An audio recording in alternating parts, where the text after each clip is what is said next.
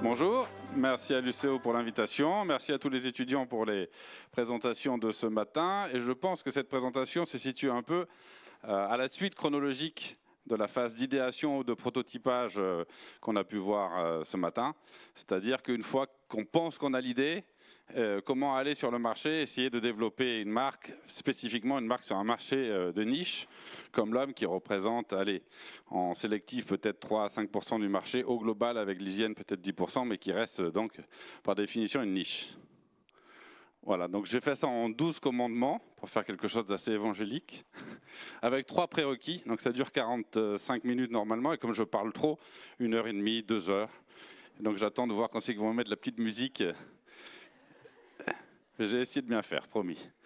3 mini-points préliminaires. Je pense que la plupart de ces points sont applicables à d'autres niches. L'idée, c'est d'avoir un petit marché de base à créer et à évangéliser. C'est dans l'hypothèse d'un budget plutôt limité. Peut-être qu'avec des grands moyens, on approcherait une niche un peu différemment. Et ce n'est pas à reproduire chez soi.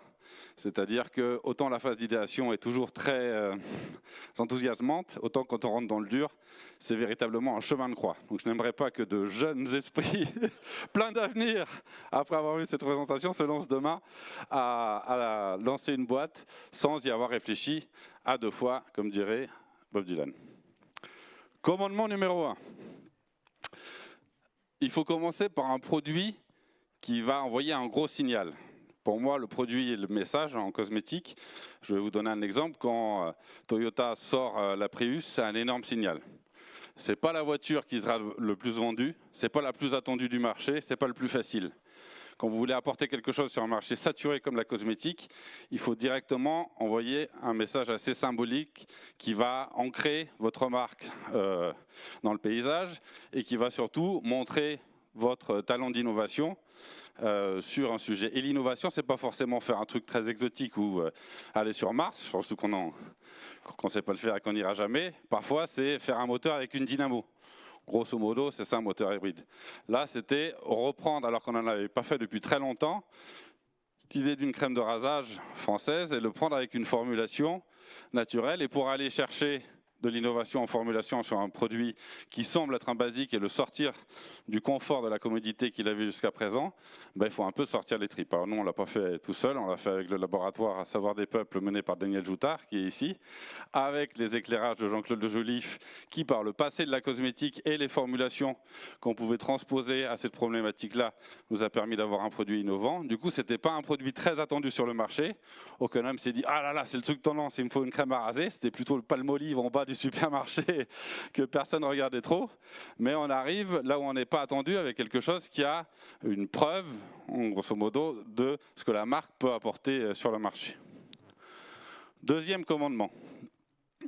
Une fois que vous avez le premier produit, vous avez des premiers fidèles et vous allez essayer autour de ça de créer une routine. Parce qu'en vendant un produit, c'est difficile de faire son beurre, surtout un produit de tous les jours comme la crème à raser, mais en gardant la même idée. Comme ça, vous partez de, plutôt que d'utiliser une bombe, je vais utiliser une crème. Et puis après, avec cette crème, peut-être que la marque propose autre chose. Oui, un avant-rasage. Aussi, c'est innovant. Ça va être un produit lubrifiant qui va permettre à la lame de mieux glisser sans irriter la peau. Peut-être un après-rasage, mais que je vais appliquer sur tout le visage. Comme ça me fera un 2 en 1. Donc vous continuez, vous passez d'un produit à une routine, à installer de nouveaux gestes et que l'homme ne voit plus son rasage comme un truc qu'il faut faire pour des raisons professionnelles. Et on a beaucoup de clients dans c'est le cas, des chirurgiens, des cuisiniers, des policiers, voilà, on doit se raser tous les jours, passer d'un acte fonctionnel à un acte de soin, et vous y allez en le prenant par la main, quoi, avec un premier produit et d'autres. Souvent, dans les routines qu'on a développées chez Barbier, il y a 3 étapes, parce que « Three is a magic number ». Non. Je croyais que vous avez tous chanté la suite, mais voilà, c'est une célèbre chanson, et en général, pourquoi 3 est un peu magique?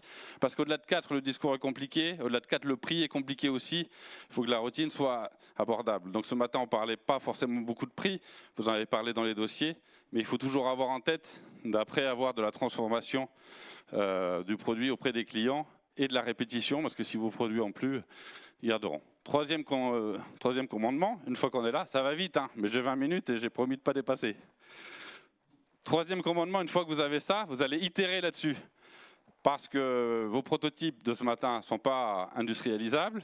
Ce que vous allez faire avec beaucoup de travail va être industrialisable, mais ça va être un peu à côté de la plaque, même si vous avez beaucoup travaillé.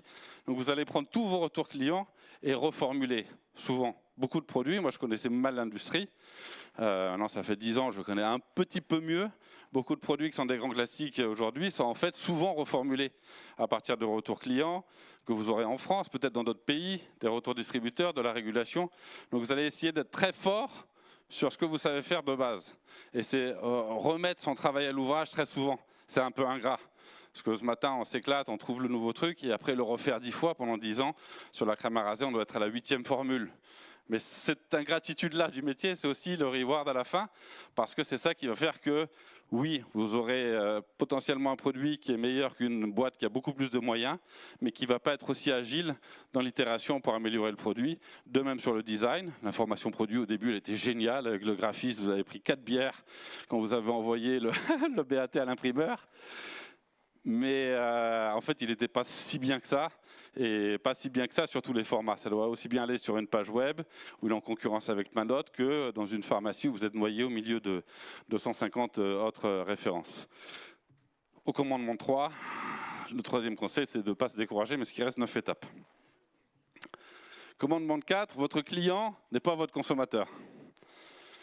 Vous voyez cette idée ou pas? Ça, c'est assez compliqué, parce que dans les études de marché, que j'aime pas trop, pour être transparent avec vous, on ne le dit jamais. C'est rarement mon client final qui va racheter ce produit directement sur le site. J'en ai quelques-uns, hommes, qui sont venus sur le site parce qu'ils cherchaient une crème à raser française naturelle, peut-être 7 ou 8, sur des dizaines de milliers de produits vendus. La plupart du temps, mon client, ça va être sa femme, parce que c'est elle qui achète les cosmétiques. Donc je dois rendre la routine qu'on avait tout à l'heure, un produit qui est un cadeau qu'on fait à quelqu'un, à un papa, à un oncle, à un frère, à un cousin. Donc ces trois-là, vous rajoutez un pack et ça fait un cadeau. Et vous rentrez dans la salle de bain de monsieur, qui non, ne va pas aller checker tous les jours sur Instagram s'il y a une nouvelle crème à raser qui pourrait lui plaire. Donc comme on le disait ce matin, c'est en effet compliqué de le toucher. Et par contre, c'est un client qui est très fidèle, parce qu'il est assez habitudinal sur ce geste d'hygiène. Donc une fois que vous êtes rentré dans sa salle de bain, c'est lui qui va être votre utilisateur récurrent, bien sûr. Mais là, dans ce cas-là, mon client, c'est mademoiselle ou madame, mais ce n'est pas lui. Mais mon plus gros client, et ce que vous découvrez quand vous rentrez dans le business, c'est mon distributeur. C'est Nocibé, c'est Passion Beauté, c'est les pharmacies, c'est les importateurs export. Et donc, dans cette idée-là, pour la première phase, ce que j'ai découpé en 3 parties, on est toujours dans initier le projet, gardez toujours en tête que ça doit plaire au consommateur et toujours lui plaire plus, mais que vous allez devoir le vendre à quelqu'un, et ce quelqu'un, ce n'est pas toujours celui qu'on imagine. Donc il faut aussi pré-tester vos idées auprès de ces gens-là, et pré-tester la place que va avoir cette offre, ne serait-ce que dans son assortiment. Lui, il réfléchit en rayon. Vous pensez en usage produit, il réfléchit en rayon. Quelle place je vais avoir dans son rayon? Je vais avoir un 1, 2, 3 avec le coffret à côté pour initier le mouvement et après avoir du réassort. Deuxième partie, en étang. Donc là, on a trouvé notre produit clé, on lui a trouvé ses petits copains, on a bien formaté l'offre pour que, en la travaillant, en retravaillant, elle perce sur le marché. Après, il faut essayer de faire plus pour grossir. Parce que vous n'avez pas encore amorti vos coûts fixes. Là, vous êtes encore à essayer de rembourser la dette de Tati Jeannot qui a hérité, mais qui veut récupérer son argent. Donc, vous continuez de cravacher. Et une fois que vous êtes rentré dans la salle de bain des gens ou vous avez passé la porte d'un OCB, d'un printemps ou autre, vous allez étendre en essayant d'être fidèle à votre formule. La nôtre, c'est de proposer une solution à un problème, une solution au rasage de la peau sensible, une solution en soins visage avec toujours 3 étapes, une solution en soins de la barbe, toujours 3 étapes, toujours à l'unité et en coffret. On s'en fiche de notre offre, hein. Je ne fais pas la pub de M. Barbier, c'est pour vous montrer que c'était très dur en général de trouver une mécanique qui fonctionne, et après il ne faut pas s'en éloigner. Malheureusement, il y a des marques qui ont un bon premier pas, une bonne mécanique au début, et qui après sont attirés en disant « Ah, ok, on faisait des produits solaires, mais on va faire du mascara, parce que c'est cool en ce moment, et on va faire une crème pour les fesses, parce que j'ai vu cette marque brésilienne qui était super. » On le voit très souvent, des extensions très tôt qui font disloquer l'avion en vol. Une fois que vous avez à peu près tout qui est calé, que vous avez une douzaine de produits, vous essayez de monter le son. On a fait des pubs très bêtes pour attirer l'attention sur Facebook, comme des faux avant-après, ou des fausses études scientifiques. Bien sûr, vous cliquez là-dessus, et la même jeune fille va vous dire que c'est pas vrai, que les femmes aiment les hommes qui s'aiment, et qu'il faut choisir ce qu'il faut. Et vous allez utiliser vos clients comme un média. Le premier média efficace d'une marque, c'est sa distribution. Je ne sais pas pourquoi on ne le dit pas en école, je ne sais pas pourquoi on ne le dit pas dans les médias et on ne parle que de méta, mais quand votre produit est en riant, que les gens le voient, qu'ils peuvent le tester sur le testeur, que vous participez à des magazines, à des newsletters, des mises en avant comme ici à Orly ou au printemps, bah, c'est de la pub gratuite entre guillemets. Ok, ces gens vous demandent beaucoup de marge, mais ils vous financent la médiatisation. Donc dans cette phase d'accélération, c'est important de le faire à moindre coût. Ça c'est cher. Même si vous essayez d'être très rigolo, impertinent, ça reste cher. Ça l'est moins. Et c'est lourd en termes de temps. C'est cher en temps, mais assez efficace au point de vue budget versus résultat. Pour aller toujours plus loin, sur une niche, vous allez essayer de vous placer partout. Parce que ça va être dur de faire venir les gens. Il y a peu de gens, donc ça coûte cher de les faire venir vers vous. Okay, donc, je vois trop de personnes qui ont une philosophie très arrêtée sur quelle doit être leur distribution. Moi, quand on me demande la distribution de M. Barbier, partout où il y a un homme. Si je pouvais être dans les gares, j'y serais. Si je pouvais être n'importe où chez le boulanger, j'y serais. Okay, je n'ai pas de chapelle. Alors c'est différent peut-être pour d'autres niches, mais je pense qu'il ne faut pas essayer de plaquer un modèle mass market ou de grande marque qui, elle, peut faire son agenda avec mon lancement en 4 étapes, etc. Parce qu'elle va les acheter, en fait, ces places, il faut être conscient de ça, avec des accords de gamme ou autres, et elle va acheter le déroulement de son plan. Vous ne pouvez pas. Donc, vous êtes plus en mode guérilla à être là où votre client est. Donc on est en partenariat avec des marketplaces type Yves Rocher ou Nature et Découverte ou d'autres, parce que beaucoup du e-commerce aujourd'hui est du e-commerce marketplacisé. Je ne sais pas si vous voyez exactement ce que c'est, mais grosso modo, c'est des vendeurs qui vendent sur des sites d'autres marques, sans que les marques en question achètent, mais qui permettent cette mise en ligne contre une commission. On va faire des partenariats, on fait des partenariats avec plein de films, comme Terminator ou autres. Donc comme ça, on était dans les avant-premières, en vente dans les cinémas. On va faire bien sûr des collabs avec d'autres marques, comme ici Botac que vous verrez un peu plus loin pour être sur le site de Botac. Partout où je peux être, j'y suis. Et je n'ai pas peur d'être sur Amazon, je n'ai pas peur d'être sur Blissim. C'est très important parce que mon go-to, le client, est compliqué.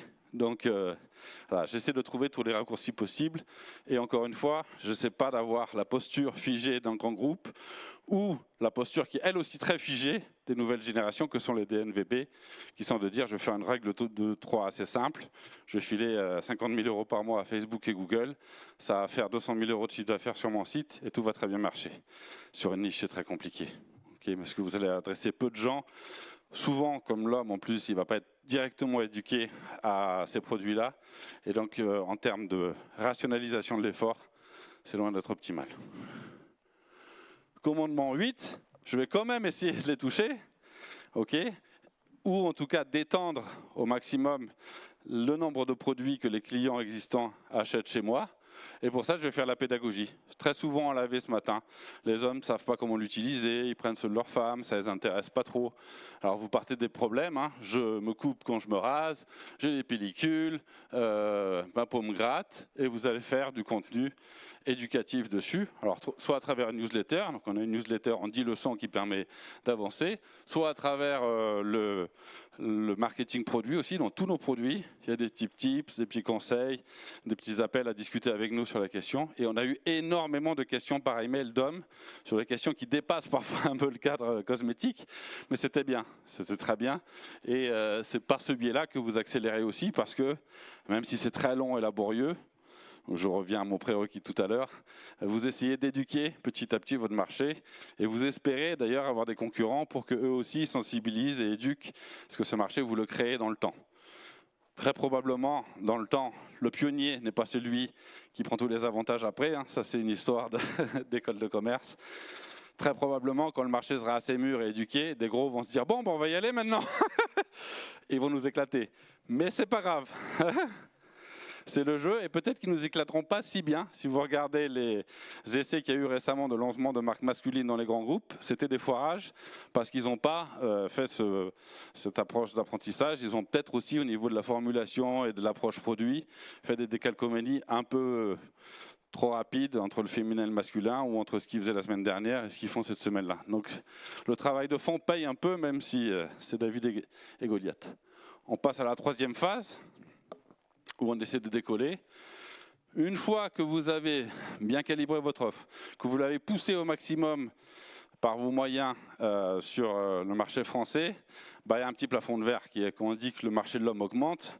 Ok, mais il augmente de 5% par an, donc c'est petit. La diffusion de votre innovation est longue, parce que vous allez discuter avec un distributeur qui va dire oui, oui, oui, on en parle, ça dure 3 mois. Oui, oui, on va passer comment, ça dure 3 mois. 9 mois après, vous êtes en rayon sur 10 points de vente sur les 500. Et avant d'être sur les 500, il faut encore 2-3 ans.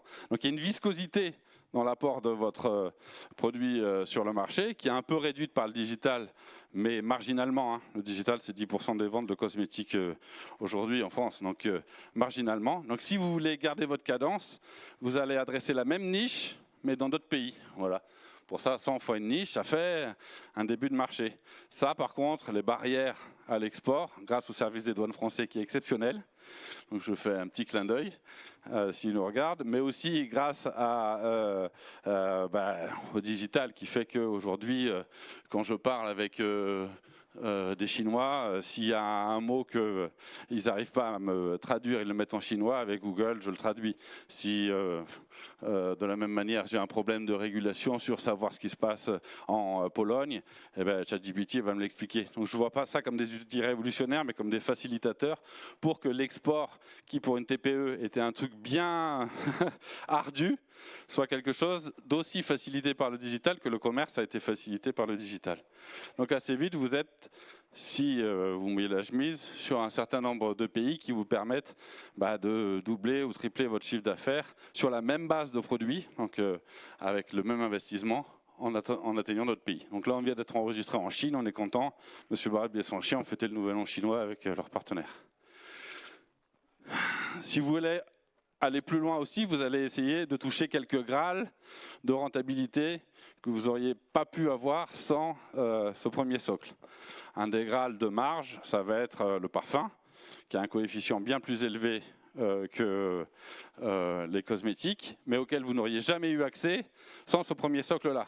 Parce que la parfumerie est complètement saturée aujourd'hui. On parlait à Mehdi, il y a des milliers de nouvelles références chaque année. Mais si vous avez déjà tous les contrats cadres et qu'il y a un début de notoriété de marque et que vos clients vous aiment bien, vous pouvez dire, tiens, pour dynamiser le rayon parfum qui est devenu super cher avec le Dior Sauvage à 150 €, eh ben, si je vous propose un bon rapport qualité-prix à 60, vous avez juste 2 lignes ou 3 lignes à rajouter sur le devis et vous avez une chance qu'on vous donne une chance. Okay, et ces sens-là, vous pouvez les avoir que dans cette phase d'accélération. Donc, je donne l'exemple du parfum, ça peut être n'importe quoi, dans d'autres, ça va être l'anti-âge. Ce qui est la chasse gardée de l'oligopole des grands groupes qui tiennent le marché. Vous voyez, vous pouvez n'y accéder que dans cette troisième phase. Chasse gardée parce que c'est plus haute marge et encore une fois, plus gros panier moyen. Commandement 11, on a bientôt fini. Vous avez passé les 10 premières étapes à faire comme vous pouviez. Okay, vous avez poussé dans tous les sens, vous réfléchissiez après si la compta était au carré, après si tous les points réglementaires étaient à peu près dans les 80% en faisant du bon Pareto. Le commandement 11, c'est de consolider, parce que vous allez avoir des acteurs de plus en plus gros qui vont vous demander les choses 6 mois, 9 mois à l'avance, plus de risques d'être contrôlés. Donc là, je vous le souhaite, arriver au commandement 11, c'est un peu là où on est. Et là, je cite Powhatan, qui est « Même les torrents rejoignent un jour les rivières ». Vous étiez le torrent fou, mais pour vous mélanger avec le reste, vous devez avoir les mêmes outils. Donc ça veut dire un ERP pour contrôler exactement le coût par produit, une veille réglementaire très pointue, etc. etc. La phase adulte. Vous voyez qui est Powhatan? Je croyais que j'étais dans une université. C'est le papa de Pocahontas. Vous n'avez pas d'enfant alors encore, vous êtes entre les deux. Papa de Pocahontas dans le Grand Disney, qui explique à Pocahontas qu'elle doit se calmer un peu. Dernier commandement, le 12, jouer pour gagner. Donc ça, vous avez tous le film. Verhoeven, Starship Trooper. Non, bon Verhoeven, Starship Trooper, c'est un film parodique sur la guerre par le grand Verhoeven, qui est une actualité frappante en ce moment. Donc je vous conseille de revoir Starship Trooper. Ça se passe en plus dans une fac où les jeunes sont recrutés pour faire une guerre sur Mars. Donc il n'y a pas beaucoup d'autres parallèles possibles avec votre vie actuelle par rapport à l'actualité et à votre situation. Donc il faut absolument le voir. Jouer pour gagner, pourquoi?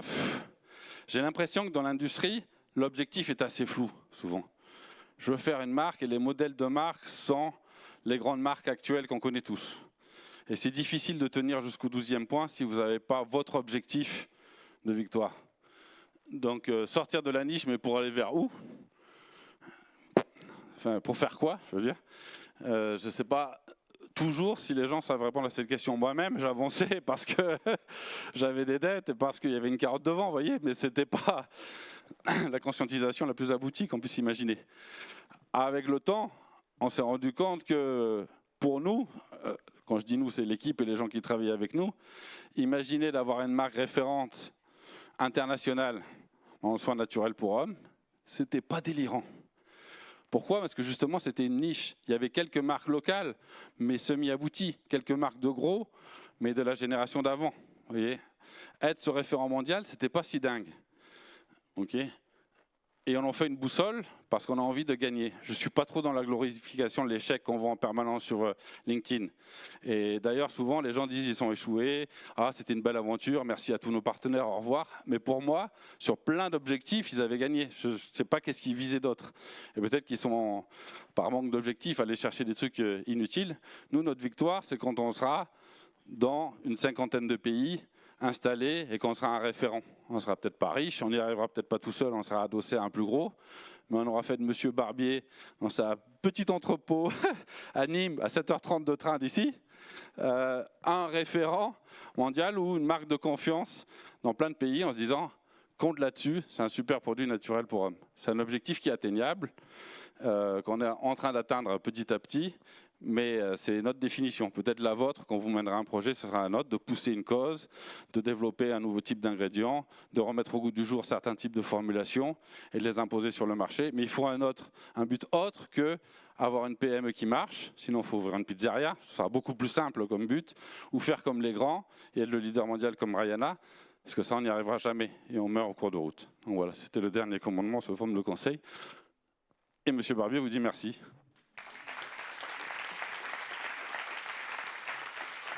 J'ai tenu le temps, Lilou.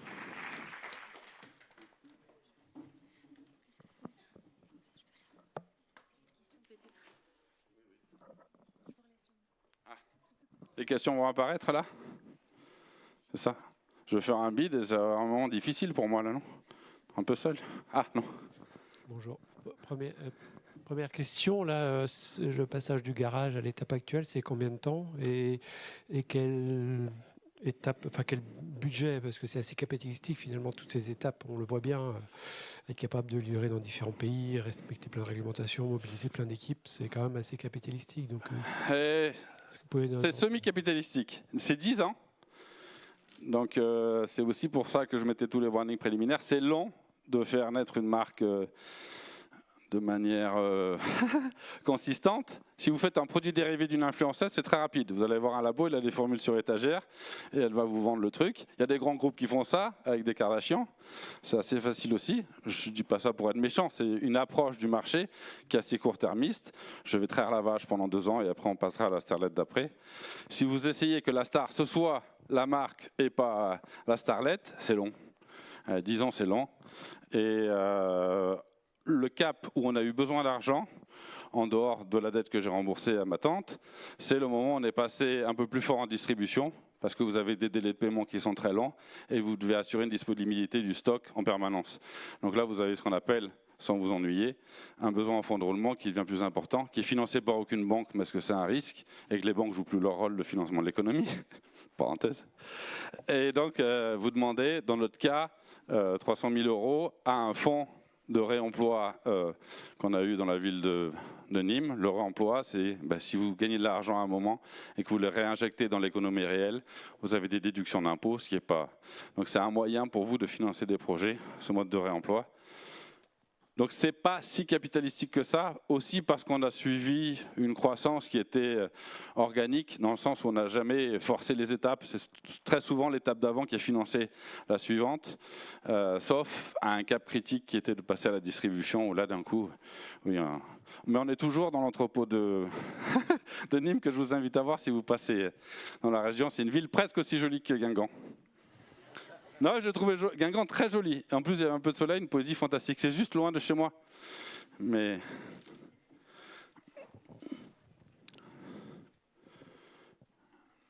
alors, pas d'autres questions, vous digérez.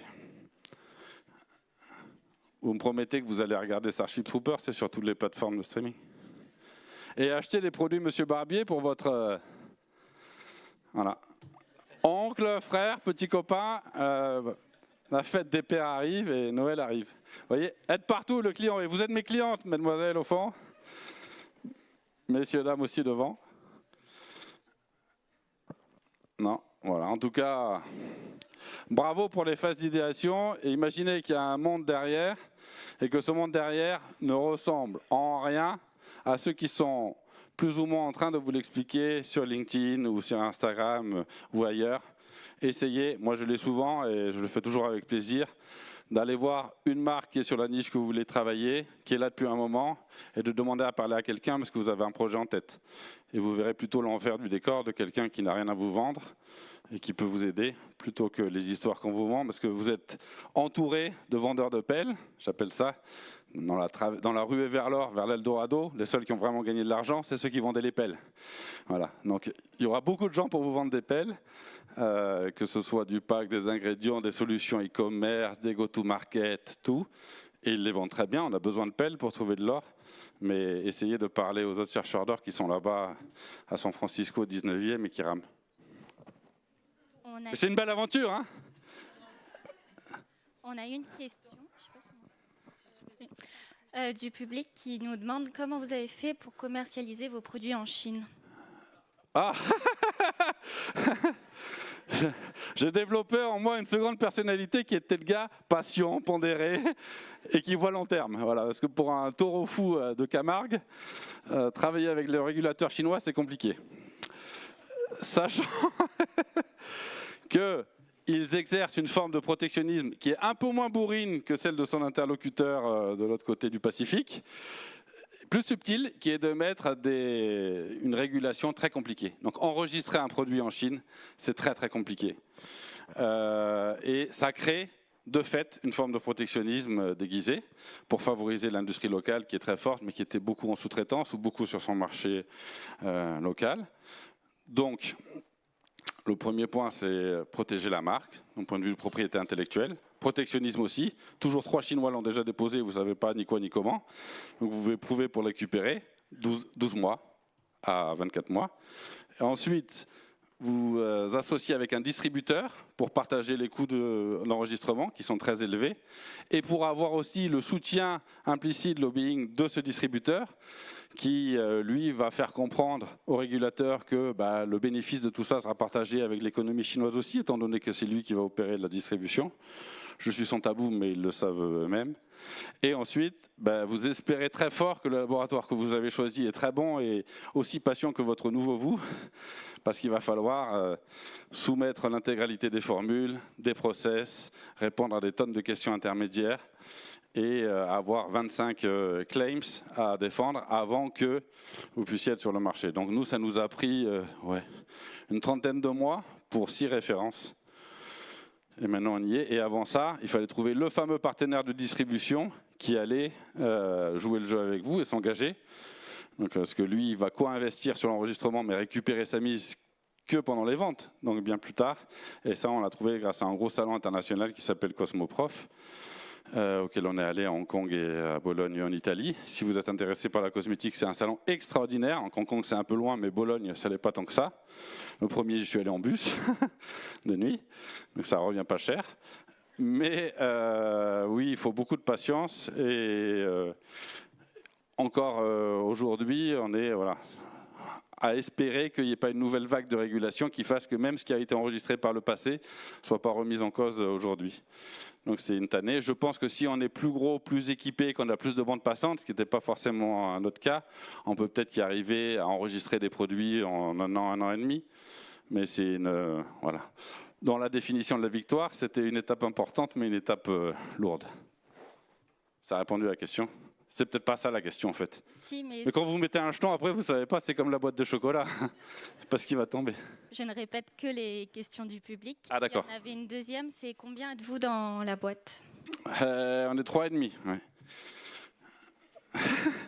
C'est aussi pour ça qu'on n'a pas eu besoin d'autres levées. C'est-à-dire que nos coûts fixes, en dehors du poids que prend le stock, sont assez réduits. Donc je m'occupe de la partie commerce et développement, y compris développement de produits. Il y a une personne qui s'occupe du digital, au sens large, c'est-à-dire qu'il n'y a qu'une petite partie de nos ventes en ligne qui sont sur notre site. Ça aussi, il faut voir la réalité du e-commerce aujourd'hui. C'est beaucoup par des revendeurs en ligne qu'on appelle du e-retail ou par des marketplaces, des intermédiaires. Une dame qui s'occupe de la logistique, parce qu'on assure toute notre logistique. Et une personne à mi-temps qui s'occupe des réseaux sociaux, du contenu, de la relation avec les distributeurs. Parce qu'un distributeur va vous demander des choses toutes les semaines. Ah, il me faudra un petit truc pour mettre là, j'ai un cadeau qui est pour la fête des pères, tac, tac, tac. Et il faut lui répondre. Vite. Donc cette personne est un peu la nounou de nos clients distributeurs. Voilà. Et il y a M. Barbier, mais il existe que dans nos têtes, donc on ne peut pas vraiment le compter au sens URSAF, quoi. Bonjour, vous avez Bonjour. externalisé toute la prod et vous n'assurez aucune prod en interne. Oui. C'est un choix qui a été fait dès le départ ou Oui. Oui, parce qu'en fait, bonne question. Là, on travaille avec Savoir des Peuples en ce qu'on appelle full service. Donc on travaille ensemble sur le brief de chaque formule. On itère ensemble sur la formule finale. Et ensuite, ils assurent 95% de la production. Ce qui nous reste chez nous, c'est l'étiquetage, parce qu'il peut changer suivant les pays. La mise sous étui, parce qu'il y a une bonne partie qu'on vend en coffret, d'autres qu'on vend sous étui. Et le reste de la logistique. Donc nous, on est sur le dernier kilomètre. Pourquoi? Parce qu'on avait peu de moyens, une petite équipe, et moi je suis un peu sur jouer sa force. Je savais qu'on définirait la bonne offre, qu'on saurait la pousser au bon endroit auprès des bonnes personnes et qu'on même un très momentum. Je savais que personne, enfin les personnes qui étaient avec moi, autour de moi à Nîmes, à ce moment-là, personne ne connaissait la formulation ou les process de production. Donc si ce n'est pas une force en interne, ça devient une dette en interne assez rapidement. Donc on a préféré prendre les meilleurs en formulation en production et nous se concentrer sur là où on est les meilleurs, sur cette partie développement produit, commercialisation. Mais oui, je rêve d'avoir une usine, surtout que je suis allé à Cosmoprof, donc je reçois tous les gros joujoux, là, les trucs, je me dis on va mettre des lignes et tout ça, on fera des vidéos YouTube. Voilà, mais c'est le pacte avec le diable, quoi, auquel j'essaie de résister. Et encore, pour moi, c'est un peu dans l'état d'esprit de ce qu'on essayait de dire sur pas se diversifier à partir dans tous les sens. Si on a de la chance d'être à peu près bon sur un truc, c'est déjà rare, parce que grosso modo, individuellement, on est un peu médiocre dans tout, quoi. Donc si on arrive à être bon sur quelque chose, il faut mettre tout le poids de nos efforts là-dessus. Et pas se diversifier en se faisant plaisir. Moi, j'adorerais découvrir plus de choses en prod, en formulation, etc. Mais comme j'adore l'aquariophilie, mais je ne peux pas vendre des guppies, quoi. Mais j'y pense des fois, parce que j'en ai tellement. Et donc on est toujours dans la tentation, quand on commence à plonger dans l'armée limite et être passionné par quelque chose, de vouloir faire en se disant, moi aussi, j'y arriverai aussi, plus que ce que là où on est vraiment bon, où on a vraiment une valeur ajoutée. Ganaël, vous vous êtes essayé, si j'ai bien compris, à des marques pour femmes. Oui. Est-ce que c'est les mêmes mécaniques ou est-ce que c'est propre à une marque et où est-ce qu'on peut transposer certains éléments? Oui, merci pour la question. Donc là, on a une autre marque pour femmes qui s'appelle Cotan, C-O-T-T-A-N, qui était une marque historique du 19e siècle, dont on a retrouvé les formules qui étaient déposées à l'époque au tribunal de commerce et par l'INPI, qui n'existait pas, et dont on s'est inspiré très fortement pour recréer des produits. Et il y a un grand nombre de points qui sont similaires, c'est-à-dire que sur un marché encore plus saturé, on a sorti formules dans les squelettes n'ont rien à voir avec les squelettes de formules actuelles, comme des vinaigres de beauté pour le toner, des crèmes évanescentes qui sont des crèmes à base d'eau, des savons dulcifiés, et j'en passe et j'en passe. Donc là, être sur une autre niche, qui est plutôt l'innovation par l'héritage. Donc on reste aussi sur une niche, on reste aussi avec un produit de départ très différenciant et très innovant d'un point de vue de réinventer un classique qui est la lotion tonique, avec ce vinaigre micellaire. Et de nouveau, réattaquer avec une communication qui est faite en partie avec nos distributeurs. Donc là, la semaine prochaine, on est au Printemps de New York qui ouvre le 21 mars. Samedi, on est sur la télé coréenne, sur Hyundai TV pour un co-lancement de la marque. Et à chaque fois, essayer d'évangéliser avec l'effet de levier de vos partenaires sur une offre très singulière pour sortir du mimétisme du marché et la saturation de l'offre de ce marché-là. Donc oui, de nouveau, c'est pour ça que j'ai essayé d'extrapoler en disant c'est plus que le masculin. C'est dès que vous êtes sur une niche, il faut jouer la niche à fond. Il ne faut pas essayer de dire je vais faire à peu près pareil que pour le main market, mais avec un petit twist en plus. Non, dans certains projets, j'ai beaucoup aimé des démaquillants pour hommes, je l'appelle drag. Vous voyez ce que je veux dire? Comme ça, je prends le truc le plus iconique sur ce marché-là, en termes de marketing, après, sur ce marché-là, qui va me servir de tête de proue pour avancer et évangéliser. Je prends un truc sur les crânes, j'appelle crâneur. Bon, pareil, très évangélisé sur le cœur de ma cible, et après, peut-être que je vais étendre, peut-être que ces marques-là feront d'autres choses, et encore, pas trop loin, mais d'autres choses. Et donc là, c'est la même idée. Pousser le curseur de la niche au maximum, à la fois en termes de com et de positionnement, mais aussi à la fois en termes de formule. Voilà, aller vraiment sortir des squelettes utilisés, réutilisés de ces formules. Et pour en sortir, une des voies d'innovation, c'est les études des consommateurs que vous avez parlé, mais qui des fois ne savent pas trop ce qu'ils veulent au moment de payer. Il faut faire attention. Une des voies, c'est grâce à des outils comme la Cosmétothèque de Jean-Claude, qui est une espèce de grande bibliothèque et grande base de savoir de toutes les formules qu'on a imaginées avant et oubliées depuis, alors qu'elles ont beaucoup de choses. D'autres méthodes, c'est aussi d'aller dans les salons, voir ce que font les étrangers. Mais si on veut jouer la niche, on est obligé d'être aussi décalé que possible, encore une fois, sur la marque et sur la formule, et plus qu'un petit ingrédient, une poêle de perlimpinpin en plus. Ça, c'est le marketeur qui parle. Hein. Après, la formulation elle-même, c'est... Mais, bon, c'est pour moi, la beauté en cosmétique, elle, comme en digital ou comme dans beaucoup de domaines, elle naît quand le marketing arrive à parler à la technique et au formulateur. Parce que le marketeur va faire ressortir la créativité du formulateur, et le formulateur va faire ressortir le sérieux et l'éthique chez le marketeur, qui peut être parfois un peu contrarié par ses élans. Voilà. Et donc les deux, ils se tirent vers le haut. Et avoir un produit technique et magnifique que personne n'achète, ou un produit que tout le monde adore, mais qui est du flan en tube, c'est malheureusement que ça arrive trop souvent. Moi, j'avais une question, enfin, j'avais deux questions. Oui. Vous avez parlé de la Chine, 6 produits que vous avez référencés. Pour moi, le chinois, il n'avait pas de barbe. Donc, qu'est-ce que vous avez choisi comme référence? Et deuxièmement, est-ce que vous avez dû reformuler des produits parce qu'ils n'ont pas accepté votre formule d'origine? Alors, je commence par la deuxième, c'est plus facile. On n'a pas dû reformuler les produits, on a dû reformuler certains claims qui ne pouvaient pas être exprimés en Chine, tout court, ou qui ne pouvaient pas être exprimés, soutenus par le même type de tests que ceux qu'on avait déjà. Donc on a dû les moduler ou les changer. Sur le chinois, la Chine est grande, ils sont 1 milliard.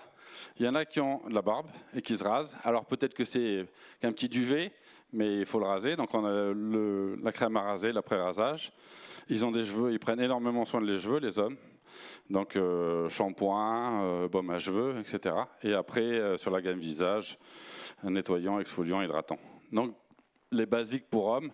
On n'a pas l'huile pour barbe. Voilà.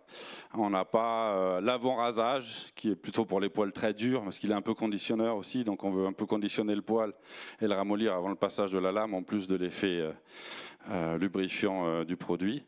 Mais sur le cœur du best-seller, c'était quasiment le même, oui.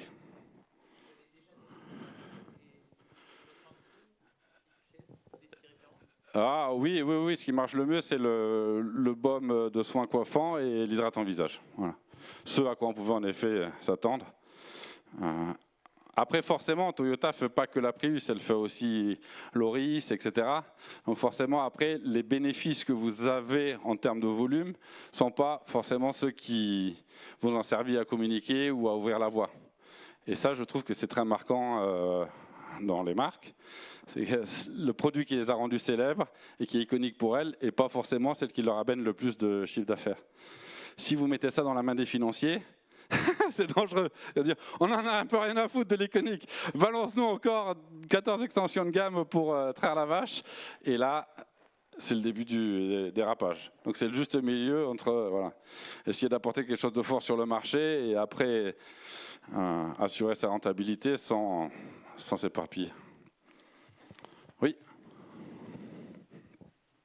Extension un petit peu de la question Chine du coup sur le pack, parce que moi je travaille sur le packaging. Comment vous avez géré ça? J'imagine que c'est pas le même pack sur la version Europe que sur la version Chine. Est-ce que c'est un réétiquetage? Est-ce que c'est même une prod spécifique aussi formule pour la Chine? Alors non, on a préféré, c'est des bonnes questions. Bon, je veux pas, là on rentre vraiment dans la cuisine, mais moi j'adore. Hein, mais je veux pas emmerder les gens, alors je vais faire court. Sur le pack, on a reformulé le pack général en atténuant les promesses pour qu'elles correspondent à celles de la Chine, pour pas avoir à 2 packs différents. Ensuite, on a gardé le même pack, on a étiqueté. D'abord parce que ça nous arrangeait, parce qu'on a des économies de volume sur les packs. Secondo, parce que les gens n'aiment pas trop le pack adapté, ils pensent que c'est un faux. Ma femme, elle travaille chez Royal Canin qui exporte beaucoup en Asie. Ils veulent le pack français avec une étiquette dessus, alors que, bon, y compris au Japon. Donc, ça fait vrai, ça fait un port. C'est comme pour les plus jeunes d'entre nous qui achetaient des DVD ou des CD, on voulait le sticker import dessus. Guns N' Roses, Japon, Banzai Cancer, import. Là, on paye un peu plus cher. C'est la même chose. Il faut le sticker import. Et du coup, vous m'avez posé une autre question. C'était par rapport à la formule aussi. Est-ce que du coup la formule était spécifique Chine ou est-ce que c'est... Non, ouais, non, c'était la même formule. Il y a un produit sur lequel il aurait fallu, et on leur a dit on privilégie un autre, ce qui était une crème coiffante. On a dit privilégier le baume, de toute façon il marche plus. Donc il y a des arbitrages pragmatiques à faire pour que voilà, on ne parte pas non plus, on doit être sauvage, mais on n'a pas de fou furieux non plus. Donc sauvage dans le sens où une TPE nîmoise, partir là-bas, ça peut sembler loin. Mais on y va en étant un maximum tactique. Et en plus du texte qui est étiqueté, la marque est aussi traduite par translittération. Enfin, semi-traduction, semi-translittération. Donc, monsieur a été traduit en chinois et barbier a été gardé. Donc, c'est Babia et Shishan. Sauf s'il y a quelqu'un qui parle vraiment chinois qui est en train de rigoler intérieurement. Donc, voilà, le barbier est gardé. Donc, on garde le bonhomme, mais le logo est sur le sticker. Et on travaille aussi bien le branding que l'explication sur ce double étiquetage. C'était pas court en fait, hein, mais bon, c'est des questions épineuses. Ouais, après, il y a beaucoup de pragmatisme. Et ça, c'est un avantage. Je parle au potentiel futur entrepreneur qu'il y a dans la salle des étudiants. C'est un avantage par rapport au gros aussi. C'est que vous allez faire des arbitrages pragmatiques de bon sens qui se perdent parfois dans un grand groupe. Dans un grand groupe, le bon sens, il prend cher. Okay, parce que vous avez un tel qui dit qu'il faut absolument ce produit, parce que ce produit, c'est lui qui l'a développé, il a bâti sa carrière là-dessus, et il veut montrer qu'il marche partout dans le monde. Vous avez un tel qui n'est pas là, mais qui doit être dans la décision, alors on ne doit pas lui griller la politesse. Et le marché chinois, qui sait pas, on ne sait pas pourquoi, va dire que finalement, on ne leur fait pas parce que ce n'est pas le bon moment. Donc ça va être reposé. Donc avant qu'ils aient réglé tous leurs petits trucs, vous avez mis 6 produits sur le marché. Et sur beaucoup de sujets comme ça, la mise en œuvre du bon sens au quotidien, dans une TPE, c'est plus facile. Je ne dis pas qu'ils sont bêtes, je dis qu'ils ont un écosystème qui rend difficile la respiration du bon sens et qui peut être un avantage pour vous. Ça... Avec des moyens, on finit toujours par rattraper le temps perdu et le manque de bon sens, mais ça vous donne un petit avantage tactique des fois.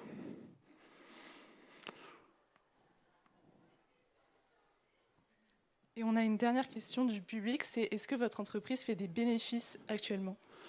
On a des questions techniques, des coquinous. On l'a toujours fait.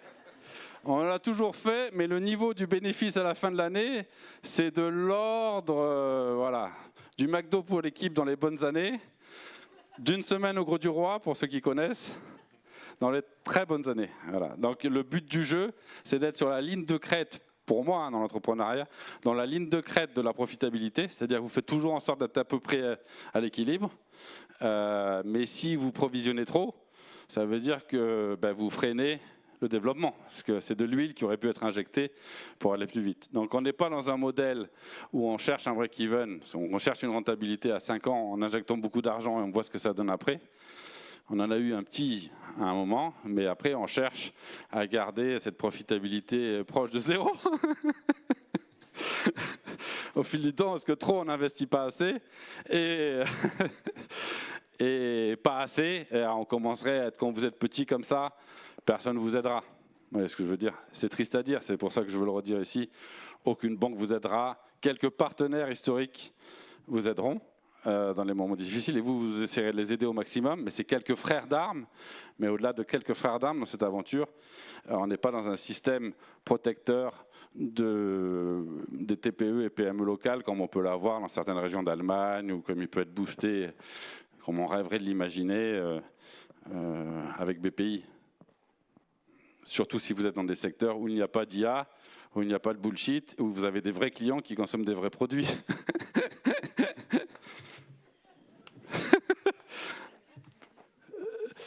Non, c'est pas méchant. Mais quand la BPI finance l'innovation dans un truc qu'elle ne comprend pas et que personne n'utilise, c'est plus facile d'avoir des fonds que quand vous vendez de la crème à raser, quoi. Avec tout l'amour que j'ai pour BPI, mais...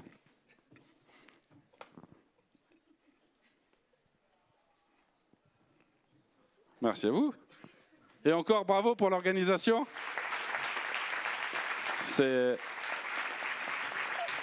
Merci. C'est incroyable. Jamais j'aurais imaginé à Nîmes, qui est 4 fois plus gros que Guingamp, donc c'est une grosse ville, hein, c'est une mégalopole. Jamais j'aurais imaginé tant de secteurs cosmétiques réunis autour d'autant de projets étudiants. Il y en a qui viennent de Montpellier. Vous êtes là, ceux de Montpellier? Ils sont partis parce qu'ils doivent manger avec leur mère dimanche. Mais franchement, c'était impressionnant. Merci encore.